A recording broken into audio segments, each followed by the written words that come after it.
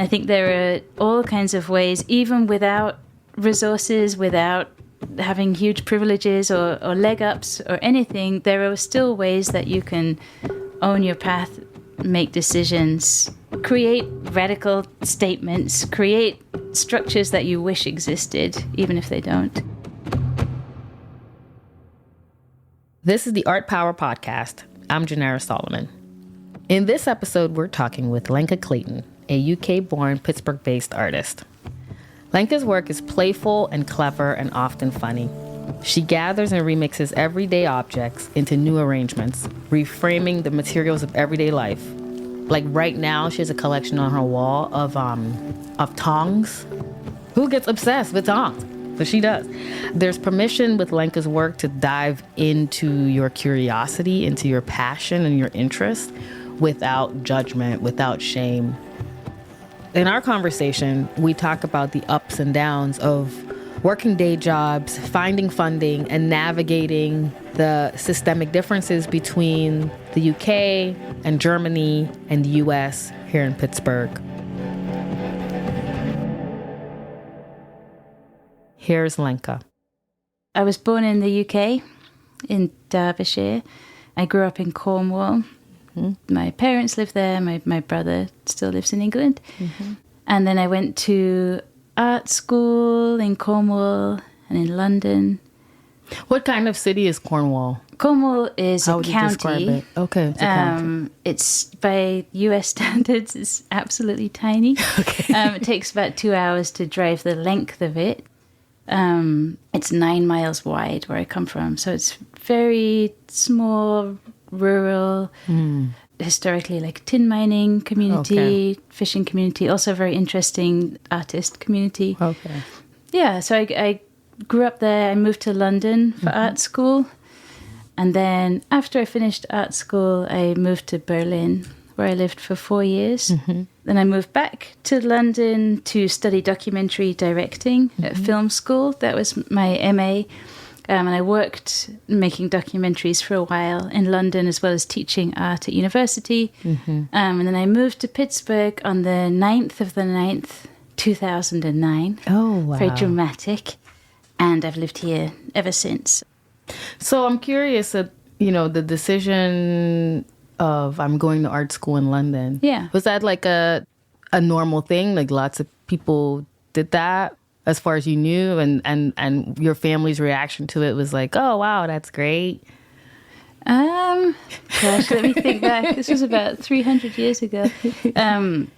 Well, the school system works a little different in the UK as it does in the US. So essentially from 16 years old, you're free to choose. There's no kind of gen ed requirement. Okay. After that age, or there wasn't, I should say. I don't know how it works now. So I was free to choose whatever subjects I wanted. And as soon as I could, I only chose art subjects. Okay. So it's called A-levels that you do from 16 to 18 in the UK. And I did art, photography, and ceramics. Wow. So I was very committed very early on. It was very clear that I wanted to make art. It was very, very clear. How that would work out was absolute mystery. But that was what I was interested in. That was incredibly clear to me. And it's sort of hard knowing exactly how that happened. So my family's very creative. They're teachers. Yes. My parents are both teachers. Okay. Which I'd say they definitely approach very creatively. My mum always made my own clothes. There's lots of, there's lots of making and ability with hands, but nobody, I think, would call themselves an artist in my family, no one that I'm aware of. So it was a real kind of outlier idea for me. I'm not exactly sure when it formed. I was a very kind of determined teenager. Yeah. I had a sort of clear idea of what I was interested in, and that I had a path that was different to things that were being shown to me in school. I mean, the town I lived in was tiny, maybe like 30,000 people or something, like very small.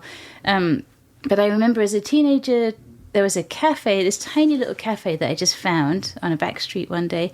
And the person who ran that cafe, he had a box under the counter that he showed me. We got talking about art, I guess, and it was full of fluxus and mail art. So he was subscribed to all these kind of mail art circulation systems, and he just had like envelopes and envelopes full of just conceptual and mail art, and it absolutely blew my mind. And I'd never seen anything like that before. Like, I didn't grow up going to art museums or knowing anything about artists, you know. So that was a moment where I was like, this is, I don't know what this is exactly, but I really, really love this way of thinking. And then there was a great like youth program in the town called The Workshop, I think. And they invited working artists who came and worked directly with us as teenagers. And that made an enormous difference. It wasn't a kind of patronizing, if you do this, you'll be, you know, it was like, this is what I'm excited about. Here's a challenge. What are you into? How can I, you know, it was a very kind of peer-to-peer conversation, although I was a 14, 15-year-old person. That's incredible. Yeah, it was absolutely amazing. And that had a huge impact too. So there were sort of people, and everybody could sort of move you along a little bit. Absolutely. But there was no clear path. I still feel like that now. That's why it was funny that you started out saying I seem like I have it together, because I feel like I still am looking for the path, and every day or every month or every year feels like we're still sort of figuring out what's going on, what direction do we want it to take. So it's like if you have a torch and you shine it just like on the floor in front of you, like that bit's very clear, but like the just next beyond, the next bit, you have to kind of move into the patch of light to see what the next bit is. Like that's how it's kind of unfolded for me. And I was always very, very headstrong about I don't know what the path is, but I know what it isn't. Like that was always very, very clear. And my parents, like when I told them I wanted to go to art school, you know, there was no kind of pressure not to do that. But also there was like, how's that going to work? You know, which I didn't have the answer for exactly. It's also different in the UK because at the time that I went to school, parents are not as involved in sort of making decisions about adult kids. So when I went to art school, I applied by myself. There was no parental sort of involvement. I did the application. I went for the interview. I put my portfolio together. I decided where I was going to go. Wow. And I, went and did that. So it's a sort of self-determined path. And at the time, which is different now, it was free, which gives you, as a child, the agency to do it. An adult, I guess. But the agency to make that determination.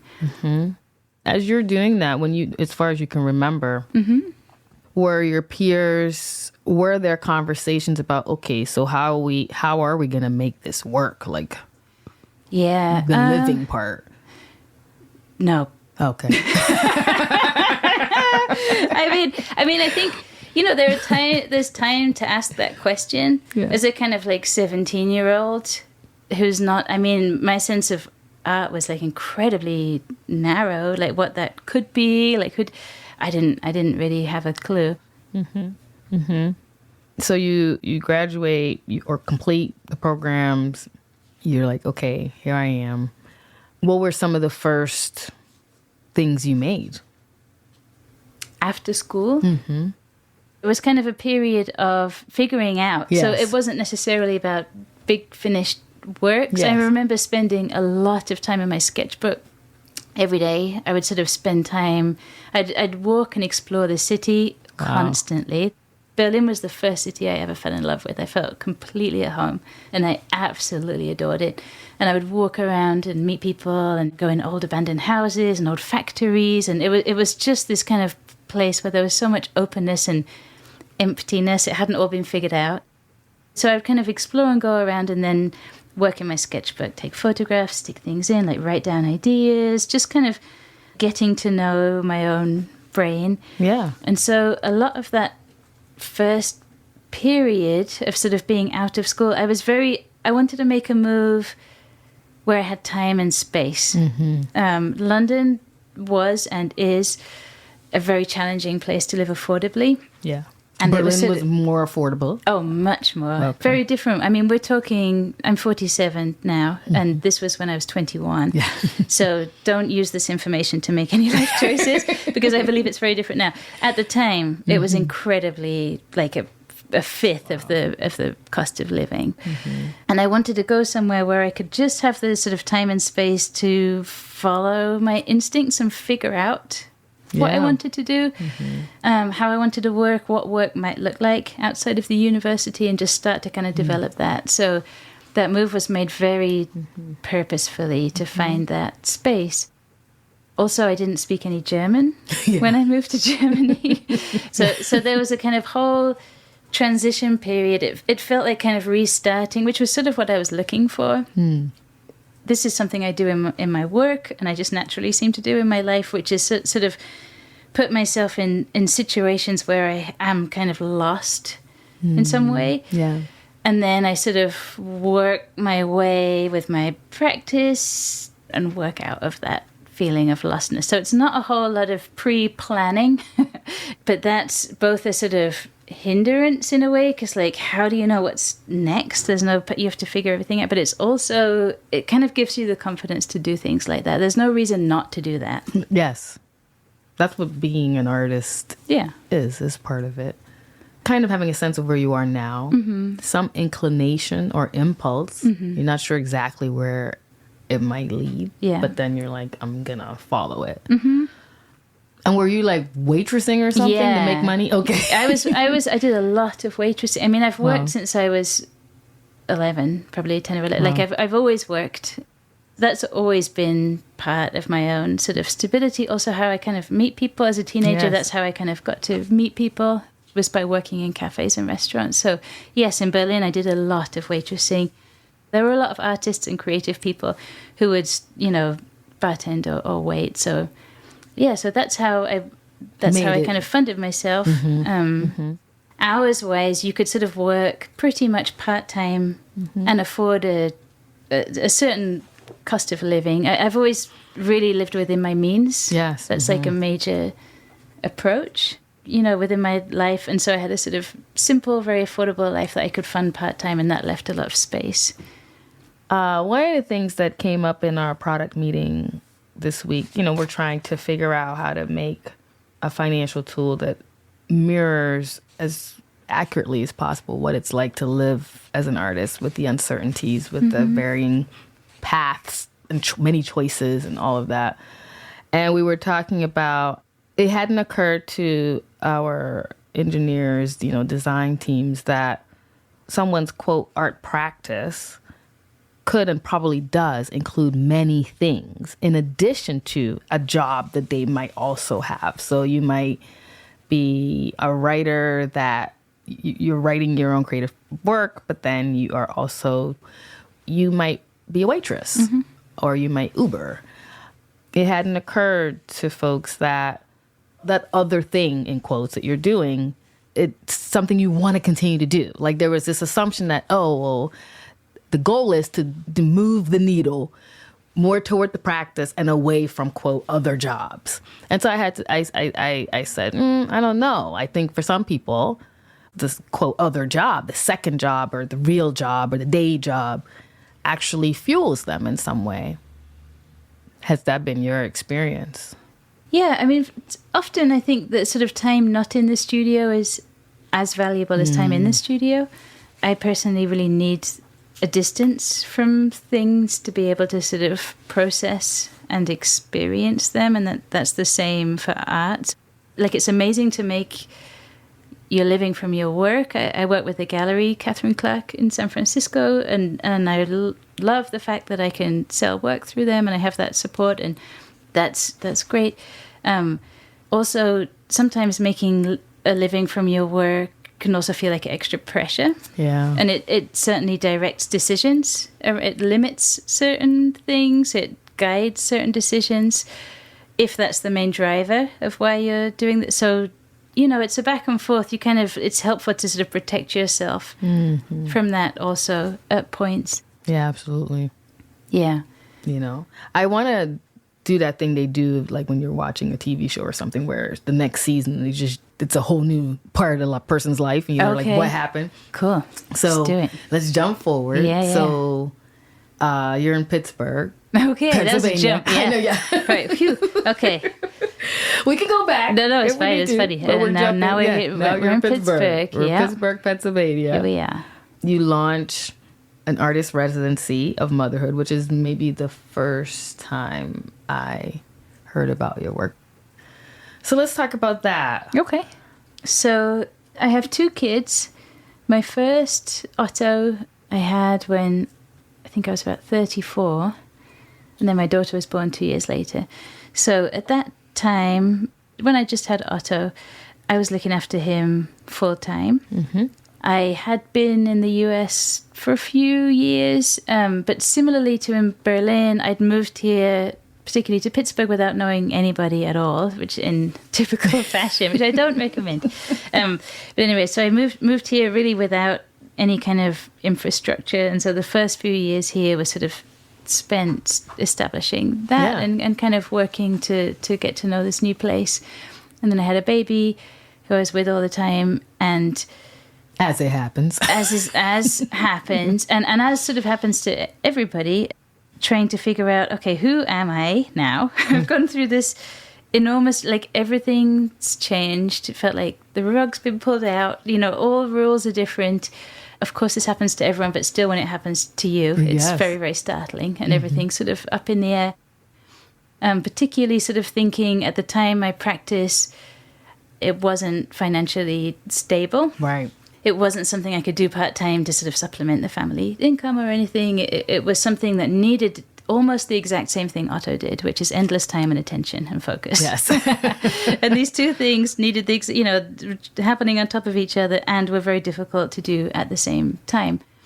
So there's an amazing curator called Dan Byers who used to be living in Pittsburgh. Now he lives in Boston. Yes. Mm-hmm. I had a studio visit with him before I had Otto.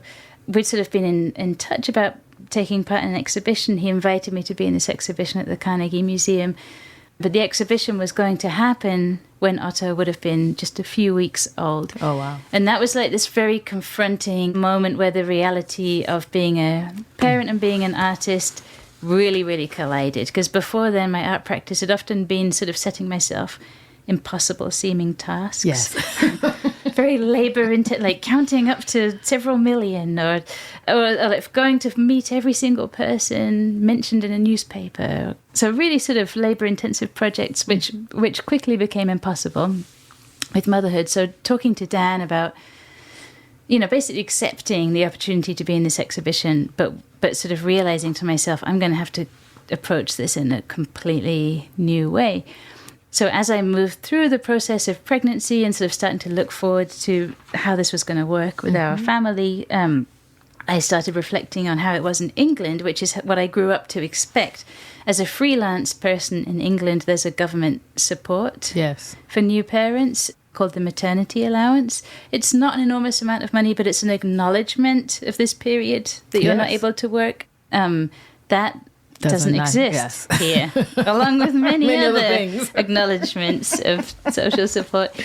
So that was kind of news to me. Also, I was sort of like, how am I ever going to make art again? How am I going to make money? All this stuff was rattling around as problems, in inverted commas. Yes. Like, I can't do the show because of this, or I can't, And over time, just by sitting with these problems, talking to some friends, they started to kind of suggest a project that I could do. And that was an amazing transformation. That was the first time it kind of happened for me, where the obstacle becomes the path kind of idea. Mm-hmm. So the project that I proposed was called Maternity Leave, acknowledging that there was no maternity leave available for me as a freelance artist. And I had a space in this beautiful museum, this beautiful big space. I left it completely empty. So there was an absence of art in this space beyond a pedestal, a plinth, in the middle of the room, on which was a very old-fashioned Fisher-Price white plastic baby monitor sitting in the middle. That was live, linked to our bedroom at home where our baby slept. Whenever you were in the museum, you'd hear whatever was going on at our house down the road. So for me, it was about looking at this sort of professional, like private family and then this sort of professional art world, and how I'd always held them very, very separate. And I didn't have that luxury, if I could call it, anymore. Or I didn't have the opportunity anymore to do that. They had to sort of come closer to one another, which actually sort of became really exciting. Like I talked a bit before about feeling lost and then using the art practice as a way to kind of understand or measure or think about that. Yes. So that was the piece, was I'm absent, but here's here's the kind of evidence of why. And were they okay with it? I mean, did they embrace it? Well, Dan was incredible. So he was like, this was quite a sort of radical proposition for the museum. He was incredibly supportive from the beginning, and he was sort of able to negotiate. There was obviously a lot of things we had to think about with the museum. A really important part of the work was this maternity allowance that I mentioned is available in England for freelance workers, but not available here. I negotiated, or Dan and I negotiated, that I would be paid the equivalent of that. Amazing, yeah. Which is normally a government stipend, but here the art museum stands in for this government support. So they paid me the equivalent of the maternity allowance for the duration of the exhibition. So that became this sort of very practical support. Yeah. What was the amount? I'm trying to remember. It was just like a couple of $100 every couple of weeks. Okay, something like that. So it's, it was a big deal to me at the time. Yeah. Wow. Before then, I think I'd had a strong feeling that I should be working. Like that was how I spoke to myself. I should do this. Because no one needs you to make art. There's like literally no one who's ever going to force you to make art apart from yourself. So you develop this kind of internal engine to make that happen. So I should be in the studio. And then I had my kid and I couldn't be in the studio. And when I had a few minutes, I would just do a tiny something. And that was so helpful. Like it just sort of having that little bit of my life still. Mm-hmm. And I realized I started being desperate to be in the studio. So it really changed my relationship with my artwork. It was something that I was moving forward. I wanted to be doing whenever I could. It wasn't something I ought to be doing or that I'd put off. So it became much more embedded within my world, myself. Mm-hmm. And an artist residency in motherhood came from the idea that before I had kids, going on residencies was something I would do to sort of, it was a way of support. There was usually some money. There's usually like a free place to stay. So there's that. And then there's a reason to make something. Right. Because you're there. So it's kind of like a whole package in itself to support you making work. I realized I can't do that anymore. Not only can I not really leave, I didn't have that flexibility that easily. Most residencies don't want kids there. Like the sort of traditional idea of a residency is that it's this kind of fictional in my mind, but like bubble, right? Retreat. Retreat, where normal life doesn't apply. That's right. But to me, normal life is my subject matter. Normal life's what I care about and where I'm inspired and what I'm interested in. So it felt very sort of challenging to realize I have this baby. This is like one of the most incredible things that's ever happened to me, an incredible time of life, but I'm suddenly kind of separate from that professional world that I used to sort of move through. That thinking kind of led to the idea of, okay, fine, no one wants me to go on a residency, so I'm going to do my own. So I guess that's that kind of like obstinance or whatever. You call it confidence, I don't know. But like that sort of headstrong, like, okay, fine. I had very particular limitations, so I didn't have really any money. Couldn't really go anywhere. And I had to take care of this person for the whole time. So I was like, so the residency just has to happen where I am. And instead of like some fictional place in the middle of nowhere I'm responding to, I'm going to look at this site of new motherhood, which feels like constantly staring at the floor, constantly looking for danger, enjoying this delightful, wild, crazy, poetic little mad ball of energy human, trying to figure out all these sort of strange parts of it. I was like, what if this is the site? Let's pretend this is a weird field in Sweden that I'm on residency in, how can I like look at this as a site for creative response? When you came to that, which I know is like not like an instant sort of thing, Did you apply for grants to make it happen? Not at first, Okay. but yeah, I did. I think it was the Creative Development Fund, the Pittsburgh Foundation and Heinz. And I received a grant from them, which was huge. Interestingly, the financial part was important in terms of it got me a little bit of childcare, and it meant that I could sort of fix up the attic to become a simple studio. And it did a few little financial things, but the biggest part of it was a visibility and accountability. So I'd been given this money. Yes. I couldn't not do it. Right. And it was a period of, any parent will know, like very tired and distracted, and it would have been very easy to not do this. And so that was sort of a major thing that grant gave. It was really sort of life-changing because it kind of held me to it. Mm-hmm.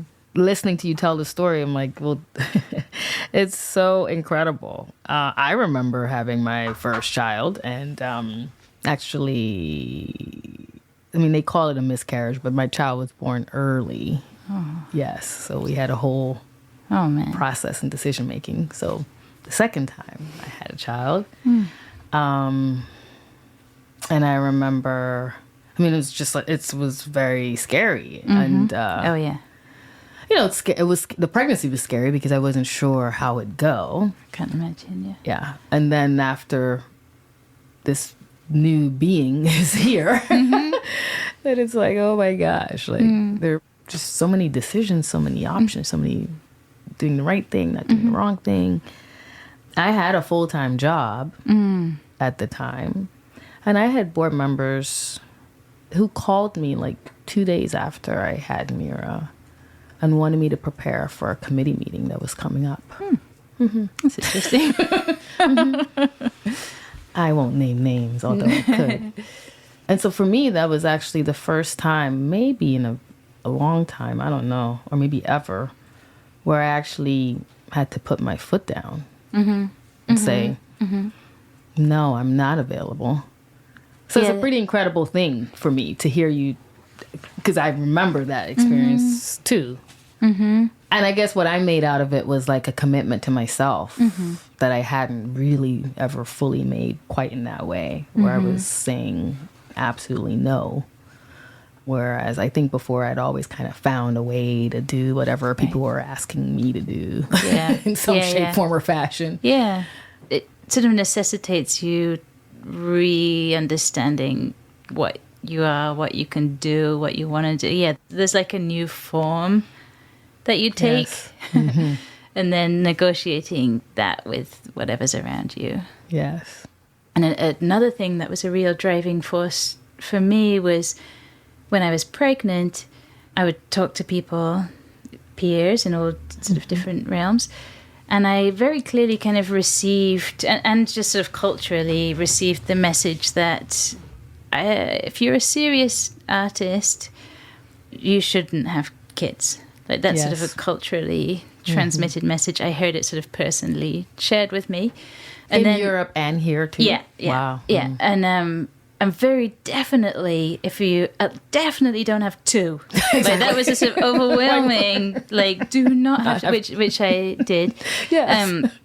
I found those incredibly sexist messages. Like nobody was talking to my kid's dad in that way, as far as I know. Like that wasn't the conversation that was necessitated there, but lots of people kind of talked to me about that. So I found that incredibly challenging. I sort of really became aware of those expectations and limitations, and that somehow I wasn't free to choose to have a family if I was committed to art. It's utter nonsense. I'm just going to say it on the record. It's total nonsense, but extraordinary how sort of pervasive it is. And then I also, when I was pregnant, I would Google artist mums, how to do it, something. And there was really very little. Like the thing I often came up, the main piece of artwork that would come up when I would look for it was by Mary Kelly called Postpartum Document, which I really love. That was made before I was born. And this is sort of the one very visible piece of an artist making work about their experience with motherhood. What happened to 40 years of parenting? I mean, clearly people have children. It's just something that women in particular are encouraged to hide Yes. in professional settings. And I'm sure it's not just in the arts, but that's my experience. You're encouraged to hide that if you want to be taken seriously. And that was just absolutely not okay with me. So part of, even when I didn't want to work or I was, feeling overwhelmed, all those kind of vulnerable feelings of parenthood, it was important to me to be doing something to be visible and to be saying, I'm an artist, I'm also a parent. I'm going to acknowledge that I have children in conversation or work, and that's fine. And I had people saying that you're going to get pigeonholed. Oh, you're making baby art now. Oh, no. And it's just like, it's outrageous. Anyway, so it was kind of, it's a resistance. There was a resistance in making and being seen. I made an agreement with myself that everything I was able to do in these little bits of time, which was very little, I would put it online. I had a website and I would share it publicly so that it was there for someone else to find. And I took off the pressure of it has to be finished. It has to be whatever. I just whatever I do, I'm going to share it. And this project is about exploring this time. And it was so powerful for me because I'd created a frame in the website where little tiny bits of time could accrue. Yes. And the little things I did, like, for example, I did a piece called 63 Objects Taken Out of My Son's Mouth, which is just things that he collected and I arranged in a grid. So small gestures compared to the work I was used to making, but I found real power in just allowing them to be and to be very simple and to allow this work to accrue on the website and visibility. Turns out I'm not the only one who needs that. Yeah. So a lot of people started writing to me saying, how do I apply? And a really important thing for me was I don't want it to be something I'm sick of applying. I don't want to keep giving away power to various other people to decide if I get to do something or not. And the residency in motherhood was about claiming that space of I'm doing this. I'm not asking for permission.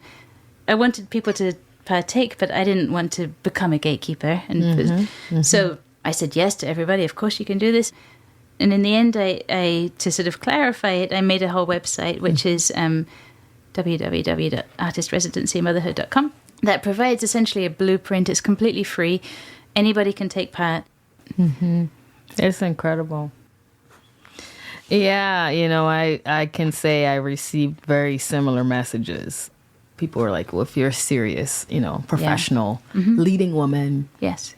Serious about your career as an executive, it's not very executive to be talking about your kids and not having meetings because you have to pick up your kids. And so similarly, I was resisted too. I took Mira. She came to work with me. She was at every event at Kelly Strait. She was amazing, present. And that's great. It also, you talked about the recalibrating or reshaping that happens.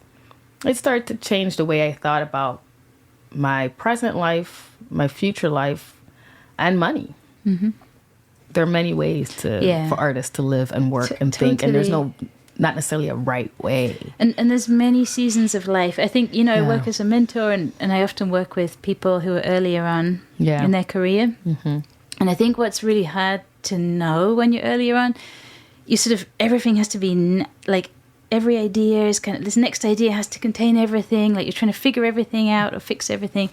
Or sort of, if I do this, will it impact that? There's a lot of, everything feels like all or nothing. Actually, there's time. There's seasons. There's sometimes it'll be up, sometimes it'll be down, sometimes it'll be incredibly unclear, sometimes it'll be focused. It's not, in my experience, a kind of ramping up in clarity and determination and income and everything's fine. It's like there are parts that are within your control and you learn as much as possible to control them. There are parts that are out of your control and you learn to mitigate them or support other bits. So I think there are paths to become a professional artist that are all about being accepted. Yes.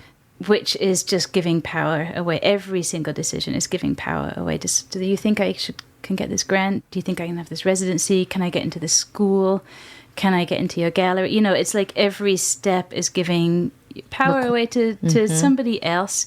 And that's a kind of path that it can look like that's the path that you need to take as a young artist or any artist. And I really resist that. That makes me furious. I don't think it's true. And I think there are all kinds of ways, even without resources, without having huge privileges or leg ups or anything. There are still ways that you can own your path, make decisions, create radical statements, create structures that you wish existed, even if they don't. Absolutely. You can always do that. It's not a question of money or resources. You can do small things for yourself. Absolutely. That's art power. That's what art power is about.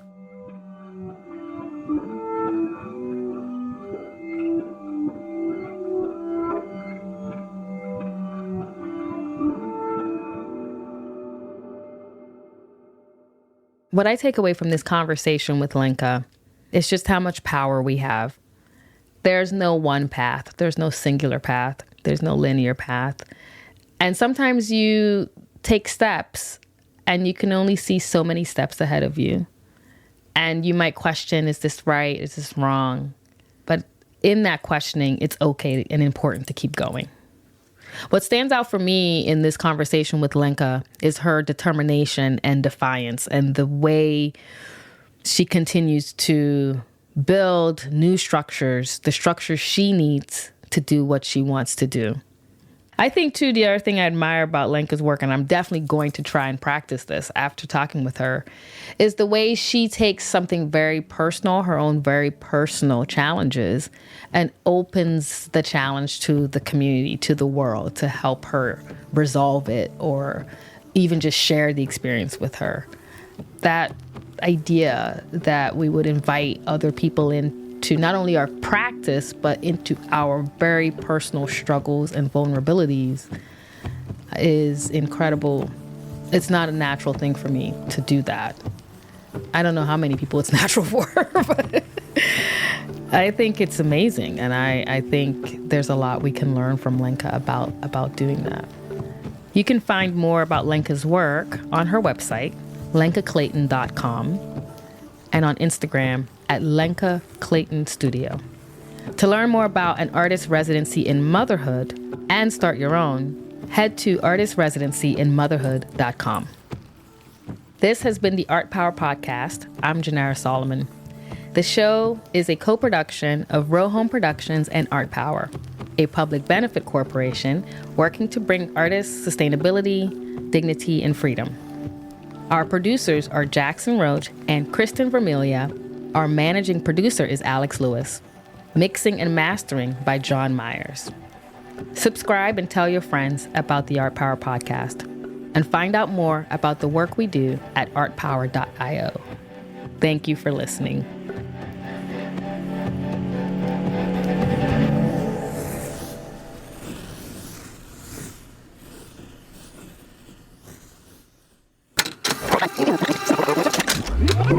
Row Home Productions.